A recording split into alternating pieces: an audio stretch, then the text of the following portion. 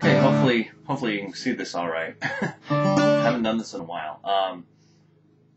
So what I'm going to do is just kind of walk you through it.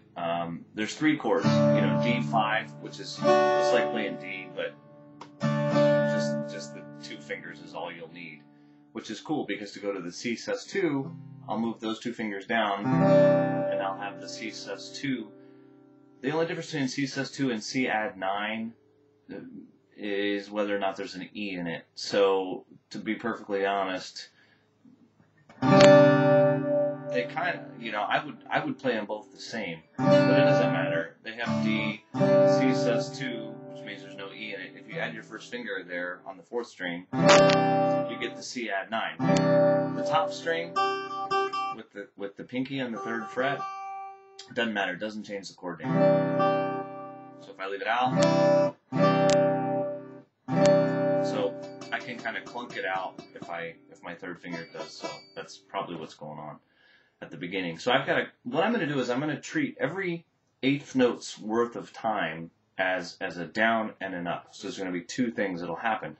So for the quarter note on the D, I'll have 1, 2, because the quarter note basically takes two spans of time. Then I have another 1/8 note, so that gets 1. Now I have two 16th notes, so that gets 1, 2 of them for 1. And I know they're 16th notes because of the double beam. And then 2 more 16ths, and they change chords in the middle, so that's a trick. Then those X's, I just do this.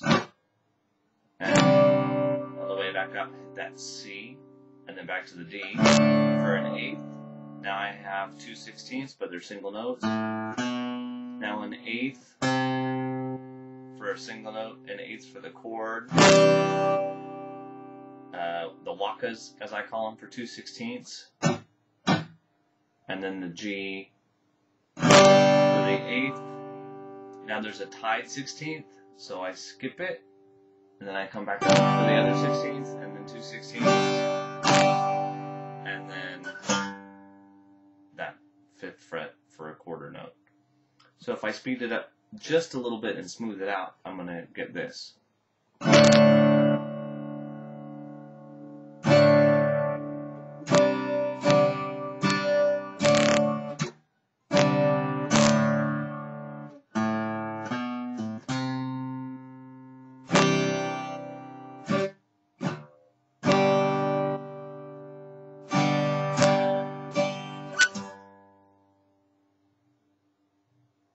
I'll speed it up just a little bit more.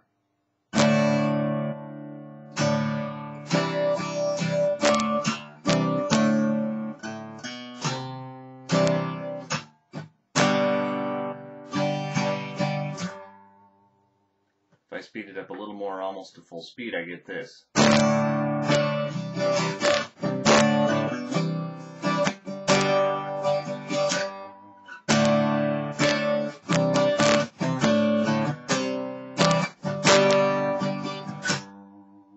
So hopefully that helps.